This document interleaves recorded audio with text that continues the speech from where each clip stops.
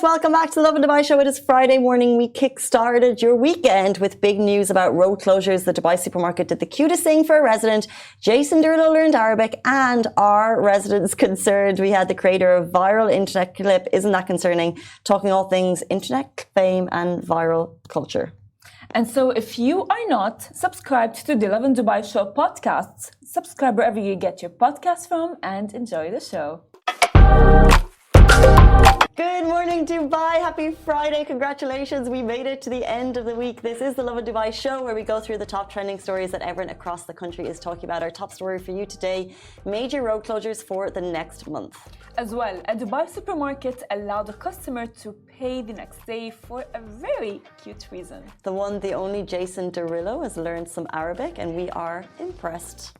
As well, Dubai residents shocked by US tipping culture.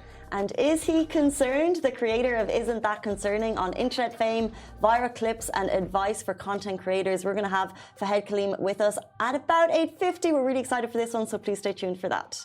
It is 307 days since the genocide began in Gaza on October 7. The current death toll stands at 39,699 and the number of injured people is 91,722 and 1.9 million people have been displaced from their homes.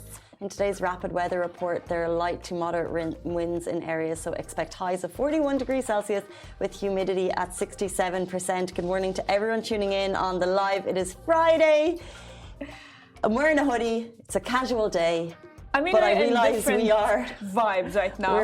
We're having a bit of a different vibe. Different vibes. Because first of all, a question to everyone watching. Are you working from home on a Friday? Do you have that benefit? Are you on the way to the office? Or are you in the office? And if you're in the office, do you have a vibe? Well, so I have seen Casey throughout the week. I came on Wednesday. She would be dressing up in cute outfits. Things. But today she's in a hoodie. Because this is a fridge. And we have this merch, so I was like, I'm going to use Casual Friday to not be frozen, because you come into this studio every single morning and you're like, it's so cold. It's cold, I don't want to get in. And I was like, not today, not this Friday. I'm going to be warm today, so I'm taking the hoodie. And I won't lie to you, I'm a bit sweaty. Okay. I'm a bit sweaty. I mean, so the hoodie is doing its job. Yeah, the hoodie is working. Some hoodies, are very light and you feel like you're still cold even if you wear them. Yeah, but I feel like your Monday to Friday vibe is different to other people, because I never thought of what you do, because you're a Blazer Friday person. So, I'll tell you, I have a theory. So, at the beginning of the week, which is on Monday, I like to look cute, dress up. On Monday and Friday. Why is that? Because Monday is when people, Monday, like at the beginning of, and at the end of the week, people would remember you, and during like the midweek, people would not really care. So I would not really care. I would wear whatever I want. I know, I would love to be. That's so interesting. Yeah. So Tuesday, Wednesday, Thursday, you could not care. No. Tuesday, Wednesday, Thursday, you're more casual. And you do a Friday more dressed vibe. Friday and Monday. Oh, no. Because I think Monday, Friday's game over. That's why. No, I'll tell you why. Because I have this theory. So, you know how we have weekend, Saturday and Sunday, right? So Saturday and Sunday, no one really sees me. In the office, there's no show happening, nothing. So I would want to come in on Monday, ta-da! Yeah, I've been chilling. We all have that Monday, you want to look fresh. Yeah. Friday, not so much. Not so much. Not so much, clearly. I mean, clearly, guys, Casey is in a hoodie that says residents are concerned. Cozy vibes. Thank you, Lovin, for providing me my outfit today. 8:33. Let's jump into our top stories of the morning. So major road closures for the next month. Be aware, some important traffic changes coming up in the next few weeks due to bridge maintenance work. Beginning August 9, there will be delays in both directions on Dubai Al Ain Road under the 5th intersection with Jabal Ali Lehbab Road. This will occur on weekends from 10 p.m. to 6 a.m. The maintenance work is expected to continue until September 9. So it's a month of maintenance on that road. If you're driving home late night, please be warned. Additionally, the Dubai Al Ain Road will be fully closed on weekends starting August 9th. The closure will be in effect from 1 a.m. until 10 a.m, so throughout the night for 2 weeks. Now, to help you navigate around these disruptions, the RTA recommends the following alternative routes. So from Al Ain to Dubai, take the free right exit onto Jebel Ali Lahab Road towards Hatta. Then you can make a U-turn at the first roundabout to continue towards Dubai. And as well, from Dubai to Al Ain Road, you guys, you can take the free right exit onto Jebel Ali Lahbab Road towards Jebel Ali Port. Then make a U-turn at the first roundabout to proceed towards Al Ain. And of course, don't forget, plan your trips accordingly to avoid any inconvenience, which is why RTA has posted this update on their Twitter account. Yes, shout out RTA for making life better. We have a road closure just down near us in Production City that if you take Al Khail to work, the roadworks they're doing is absolutely phenomenal, and I've no doubt it's going to ease traffic when it's eventually complete. Until that date, there's going to be some disruptions. I've been caught in it once or twice. You go straight, it's closed, you're like, what am I going to do? So you do a U-turn, you go back. However, it's fixing the road traffic situation. So although it's a little bit of a pest right now, I'm super excited for what it means for this traffic area in the future.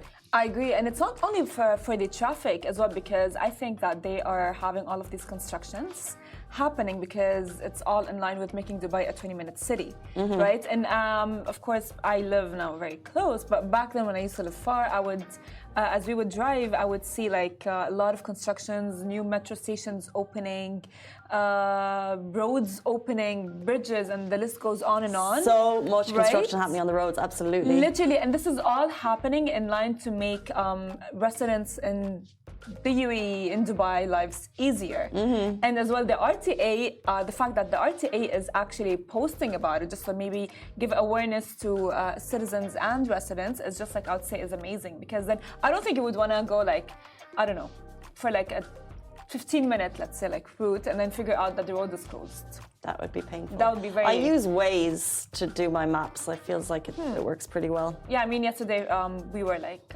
heading to lunch, and I was with our producer, Masa, and she was like, oh, the road's closed. And we had to like navigate our way to get out, which was very tricky, but of course... It's effective. It's effective, and what I as well I'm very proud of is the fact that Google Maps is all the time very up to date. Even if like these road closures are happening, their update is there, and as well RTA, let's just like make sure everything is aligned. Yes, they do. So follow them more so than Google Maps, I think, for the updates. Good morning to everyone in the comments.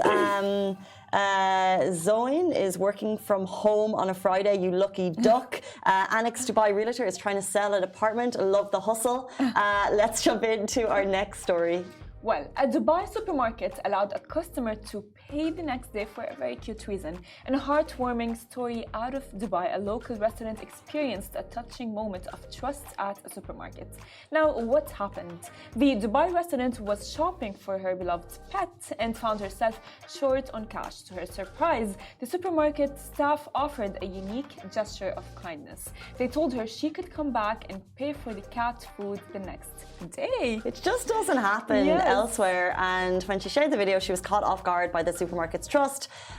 So she shared her experience in a video, and she basically marveled at the kindness that she saw in Dubai, and she said it's basically a genuine caring spirit that she's noticed in people in Dubai since she's moved here. As well, of course, it's heartwarming stories like these that remind us of the strong sense of community and trust that exists in Dubai. And let me tell you, by the way, that this is what makes Dubai Dubai. It's not only safe, but as well its residents and citizens are safe to deal with. I don't know if that makes sense, because like Dubai has given us the space of we have the safety in terms of like rules and regulations and so on. And because of that, residents and citizens, of course, follow through and abide by all of the rules, and they are safe themselves. And so in light of all of that, supermarkets like that, they can build the trust, absolutely. True. And you were even saying, you know, maybe there's like a system where the supermarket be like, okay, so where do you live? What apartment? And we were like, could that work in other countries? And I was like, absolutely not, because you wouldn't tell them your real apartment. You know, if you're a university in another country, you would just make up an absolutely fake address. That is true. If you were a liar, I don't know, if you were not a truthful person.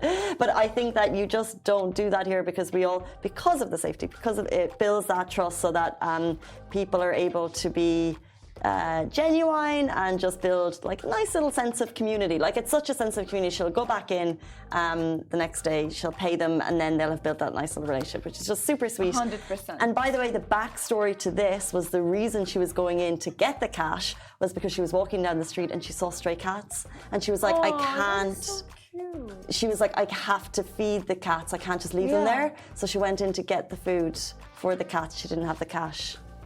Sweet story. So she deserved that karma to come back to her. I mean, honestly, Dubai residents, like Dubai as a whole, you know, it is very, I would say, as you said, genuine and very trusting of their residents. And residents as well are very, I would say, loving to stray pets and stray animals, which is very cute. Right. And just like it's very heartwarming, and she deserved that kind gesture. Absolutely. Karma always comes around. Speaking of people loving the city, Jason Derulo has learned Arabic.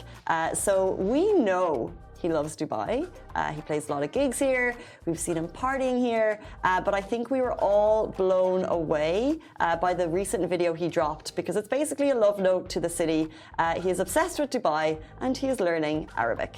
So the video shows what happens when any of us move to Dubai and how your Arabic slowly improves. After one day he's saying "Hello Allah," which means, by the way, hi. Oh. In Arabic. Yeah. How did I not know hello Allah meant hi? Because it's a different dialect. So when's your turn to learn Arabic? We have to talk about this. We have spoken about it. I was doing a phrase a day and then it stopped, and now I've got about 5 phrases, and whenever anyone says, can you speak Arabic, I'm like, shway, shway. Yeah, I know. And now if I did not know that hello Allah meant hi, I'm a little bit disappointed with myself. So is that in Emirati Arabic? Yes. Hello Allah is in Emirati Arabic. Okay, I like that. Ahlan is in Mediterranean Arabic. I like hello Allah. That's amazing. Okay, so that's after one day. Jason Derulo was there in Dubai for one day and he learned that. I'm here for 10 years. I'm learning it now. What a moment. Right after 1 month, by the way, he's saying habita? لا حبيتها. Habita. حبيتها. And it means like, oh, I like, you know, like for example, like let's say he's like someone sees a girl, right? Or a thing. In Emirati Arabic, it's like حبيتها. I love that. Habita. Because this hoodie. Habita. This cup. Habita. I love that. Okay, I need to write that down. Because you know you have to write these things down, you don't remember them. So habita, my cup. Habita. Okay. And then finally. Of course, finally, after a year, he dressed in a thobe, leading a camel through the desert, saying, Yalla, yalla, habibi, which means, come on, habibi. Habibi is like my love, but like you can say habibi too. Like I can tell like Casey, like, good morning, habibi, kifek, for example. Kifek. You know? Dear, I know, yeah. I mean, yalla, habibi, I mean, I feel like I got that early on.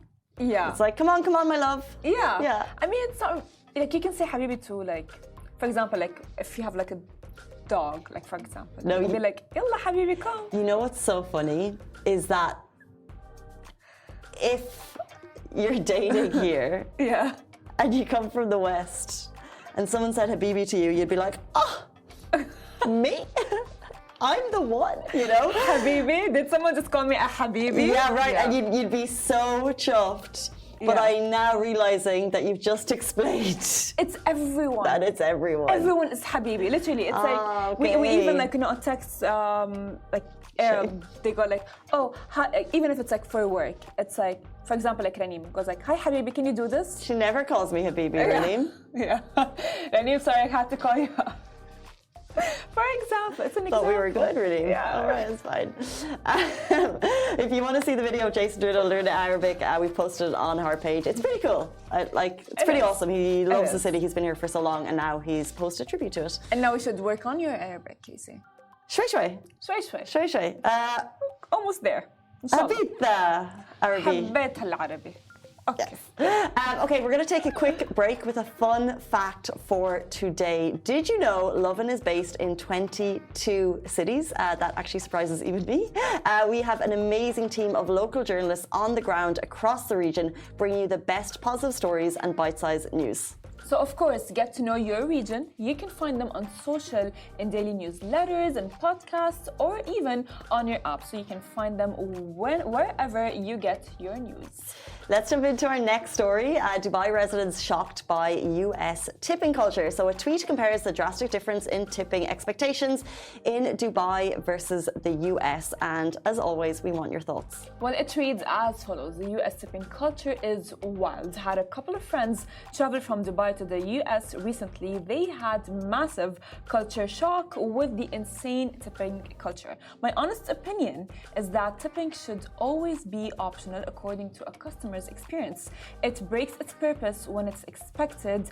What are your thoughts on this? And the response and the thoughts reflect the vast difference in people's attitudes towards tipping. So let's have a quick read on them, if we could open it. Basically, some people are saying because it's reflective, you could end up giving like a 25% tip. People are saying tipping expectations have gotten a lot higher in the last few years. Someone said, I made a donation to a kids' soccer team, and the donation page asked if I wanted to tip on a donation. It's getting wild, which I get, like that's absolutely ridiculous. I think honestly that yes, it's understandable tipping is very important. However, sometimes you do go to a place where the service is not up to your expectations. Whether it's the waiter serving you or whether it's the food. So you go like, you know what, I'm not going to tip because they don't deserve it. But then, interesting on that, would you then, if the service exceeded expectations, would you go higher? So John Mantablano on X said, unless it's an utter disaster, I always tip at least 25%. If in my opinion, if a person can't afford to tip 25%, stay home, the server's gotta eat. I think that's harsh. I think, you know what, if someone, like let's say they cannot afford tipping, does not mean that they cannot go out and have like dinner outside sometimes. I don't know, like that's my opinion. However, as I said, maybe like sometimes, maybe if you can tip like as little as like what, like 10 dirhams. Yeah. You know? I think it's relative to the cost. I think it really is. Yeah. I'm pretty standard. I think if it's 10%. At a restaurant. If the service was like beyond poor, then I wouldn't tip anything. But I've never really experienced that. Like I'm talking like if someone was rude, if someone was like, I'm not taking your order today, you know, then they wouldn't get a tip. But like that's never actually happened. And I think, and you know what I find interesting about tipping. So we talk about the different cultures, but tell us if this has happened to you before. You're at a dinner table with people in Dubai, and you realize as the bill is going around that everyone has got a different attitude towards tipping. Now I know one girl and she's amazing. She's like, have we put the tip down? And she like looks at everyone like, has everyone done their 10%? Because you know, have we done the 10% on the bill? But you know that when you go for dinner with some people, it's like who's footing the tip because not everyone wants to. It's an awkward one because they're like, well, I paid my bill, and you're like, yeah, but tip. Just a bit. Just a bit. I agree with you. However, like for example, I've had some really bad situations at restaurants where I would be like, hey, I need it to be gluten-free, and they would not bring me gluten-free, which would be really devastating. Right, that's a bad experience, but I'm talking like on a regular... On a regular note, of course, you know, like we all the time tip, specifically when we're out like with friends and so on. I'm not sure if full table does tip. Yeah. However, like when I'm there like to tap my card, I go like, I would add the 10% and add it to how much I should be paying. Yeah. I mean, do what you feel is right at the end of the day. It's 8:49, which means it's nearly 8:50, which means it's just about time to welcome our next guest. We're super excited to have on the creator of Isn't That Concerning? We're talking internet fame, viral clips and advice for content creators. Stay tuned, he'll be with us after this short break. Welcome back to the Lovin Device Show. If you were born deaf, what language would you think in? Today's guest is Fahad Kaleem, the man behind Isn't That Concerning, where he mixes humour with thought-provoking ideas. He has had absolutely phenomenal social success to the tune of 117 million likes on his own TikTok account. He also helps others to do the very same. Welcome to the show, Fahad. Thank you so much for being here. Thank you for having me, guys. It's an honor. We're excited to chat and other stuff. Well, again, thank you so much for being here. And by the way, I'm a huge fan. I follow you and I love your content. Thank you. So the video, If You Were Born Deaf, got 55 million likes. Tell us about how did you come up with that question, and tell us about it. So, I mean, it started off with making fun of Gary Vee, where I wasn't doing podcast content.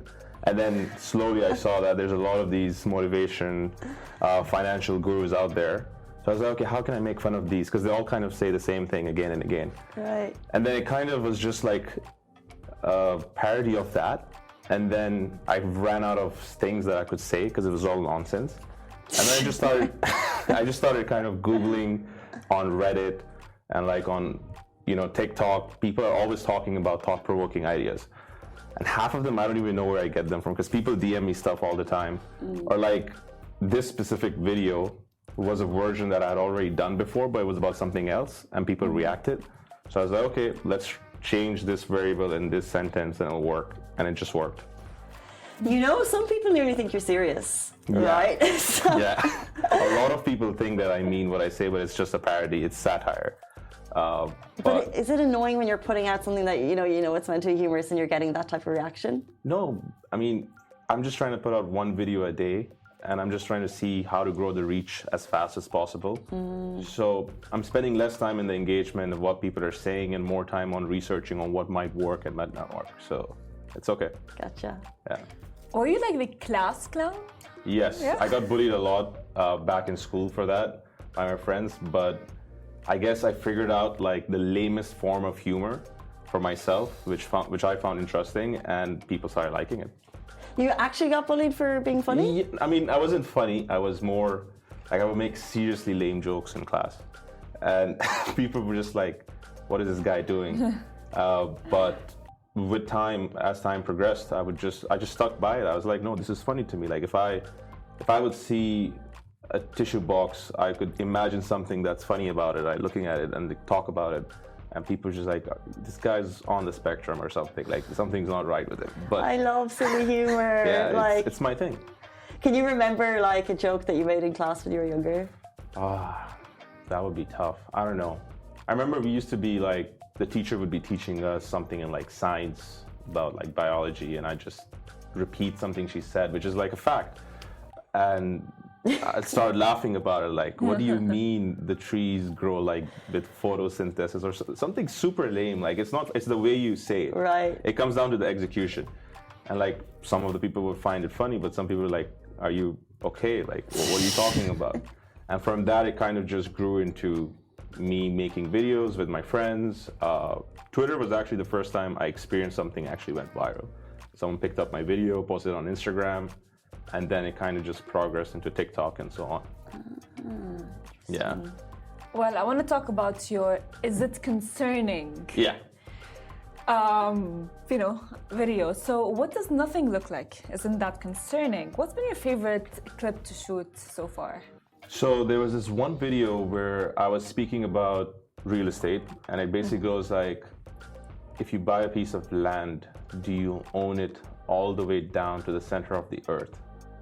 And I genuinely had this question. This one I didn't get off of Google. And this is my favorite video because no one's actually given me a straight answer for it. Because like if you own an apartment, do you own the 3D space in the building, like 200 years into the future? And that is extremely concerning to me. Like, what are we buying? Deep. Yeah. Very deep. Yeah. I love like the awkward pause. Yeah, that always gets me. But what's more interesting is that the people who are on the podcast are not even there.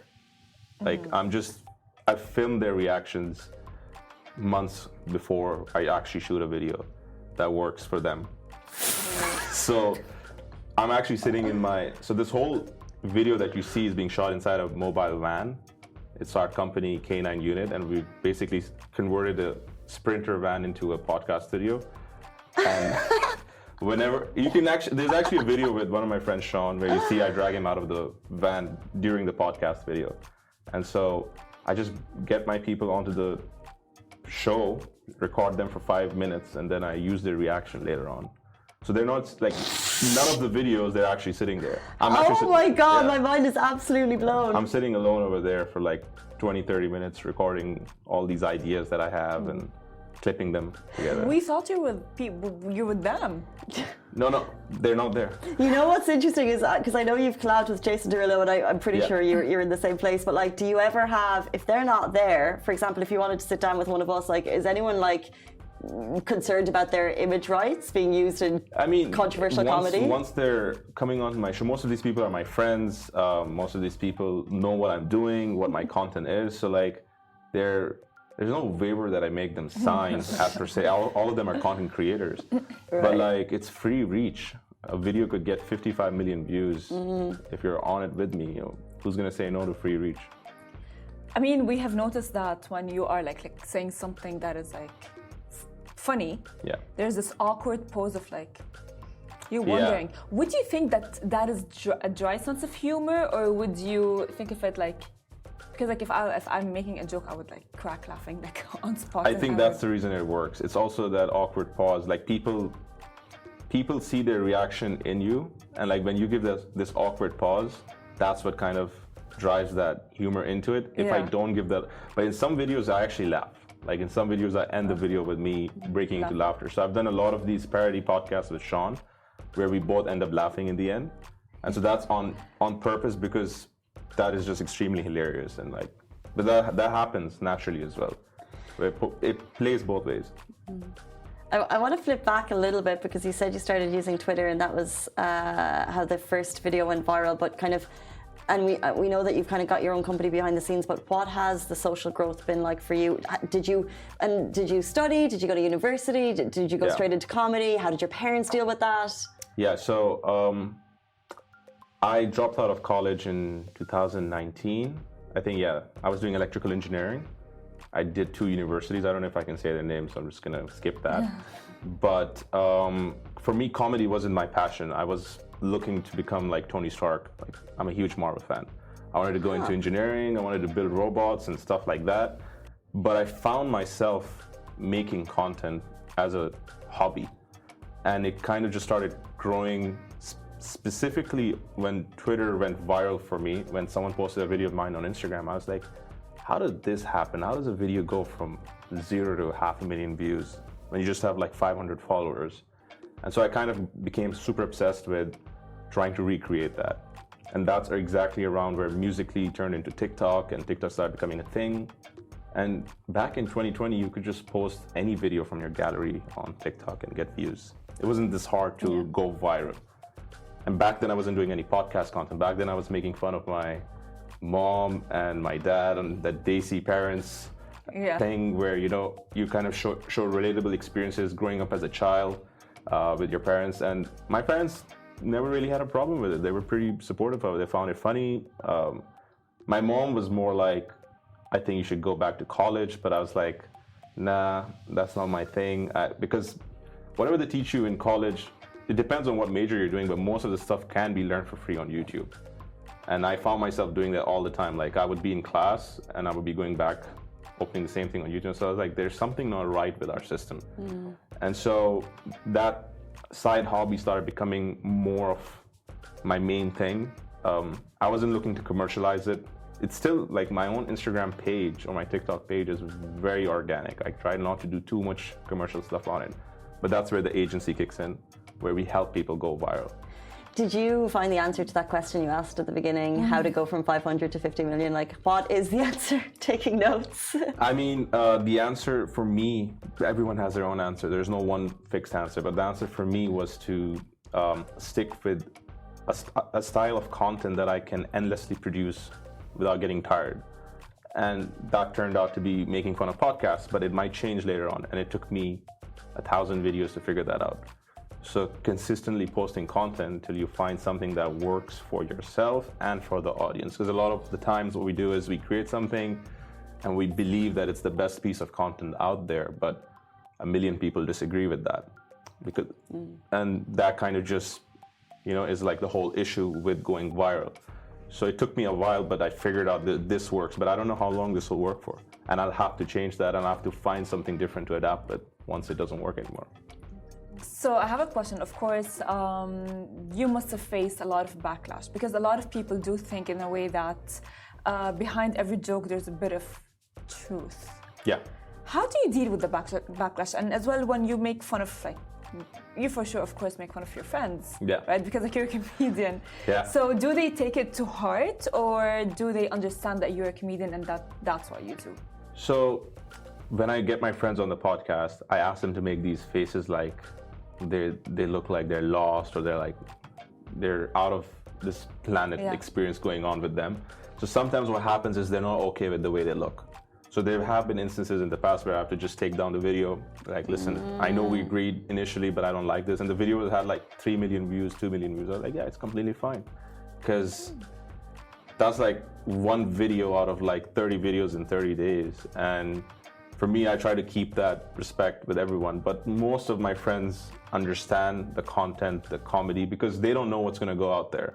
I could literally say anything and put a video with them together, but they understand that, okay, this is his theme. And I also try to keep my content as PG and as within the guidelines. I mean, we live in the UAE, there's some respect that you need to give. You can't just, like, humor outside of the UAE is different versus humor in the UAE.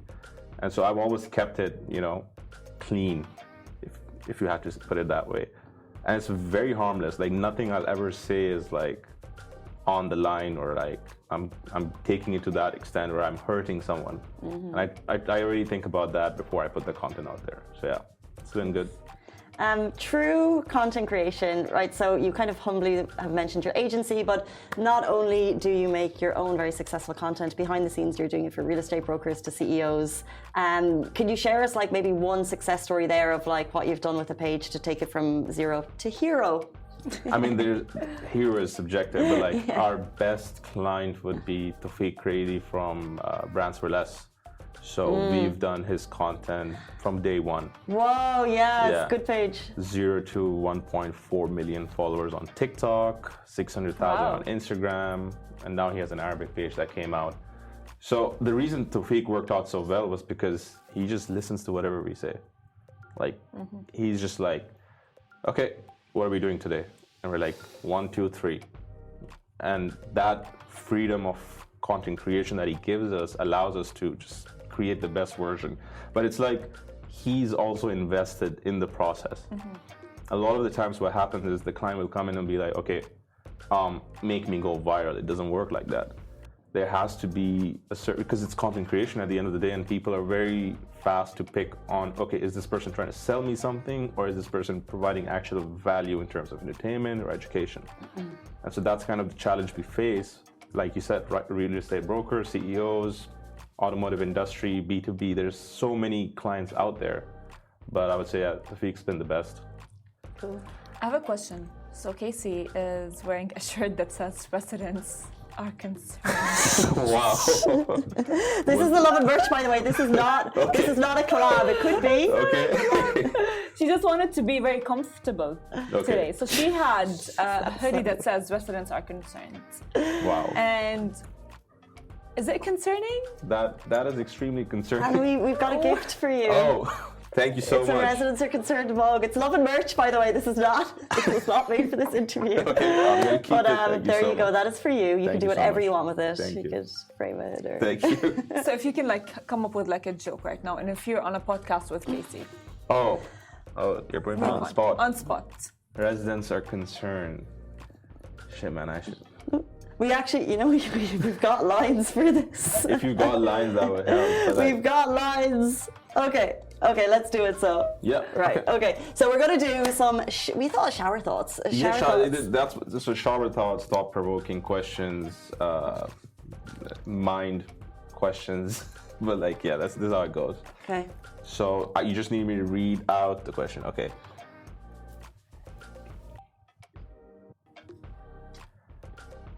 Why do we call it taking a nap when technically speaking you're giving? why do we call it taking a nap when we're giving into sleep? You have to look a little bit more like. It's important for the video to work where you look as much as lost as possible, like as if you're in class. I think you said look a bit more light, so I was like, okay, right. lost. Right. All right. I'll look at the camera. There's another one where, okay, yeah, I love this one. This was my favorite one recently.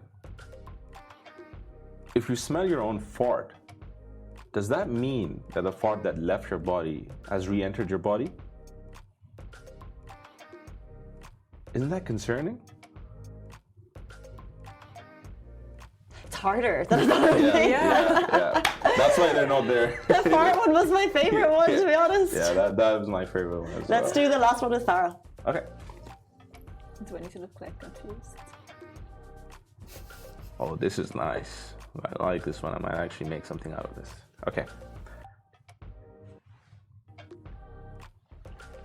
If we all live in the past, if we all technically live in the past because it takes time for our brain to process information, is anything truly happening in the present? Isn't that concerning? By the way, guys, I didn't come up with "isn't that concerning." Someone commented. I'm so sorry. Someone picked up me saying that in one of my videos, and then I kind of just made that into the thing. Well, best believe we didn't come with residents are concerned, but you read it on all of our posts. Fair enough. Nice. Big congratulations to you. Thank you. The video that you shared of getting your mom and dad a new home, very special. Really nice. Honestly, I'm low-key still there mentally in that house. I moved out from Sharjah a long time ago. I've been living in JVC for a while, but my mom didn't. My family didn't want to move to Dubai. They were like, "There's no way we're leaving this." You kind of just become attached to the place you're living in. 26 years is a lot of time. Like for me, it's my entire life. So moving them wasn't just a financial question, but like an emotional question as well. Like, are you ready to move? And they're just like, "Yeah, let's wait a little bit more." But then I was like, you know what? I had the talk with them. I was like, look, we're good for it. I think it's time. And I have a sister, I have a brother, and everyone needs their own space. And like, you guys saw the video. But now the new place is amazing. They love it. My mom's super happy. And I think for anyone, making their parents proud is like the biggest achievement. Like everything else comes secondary. Yeah. So, yeah. Yeah, I just feel like it's like the Dubai dream. People come like they want to get their home, but like if you're actually able to give a home to your parents, then that's like on another level. Yeah. That's like a win-win, honestly. I want to ask, of course, like, you know, when you were 16, you did not imagine you would be here, right? So if you can go back to your 16-year-old self, what advice would you give your 16-year-old self? To my 16-year-old self? Yeah.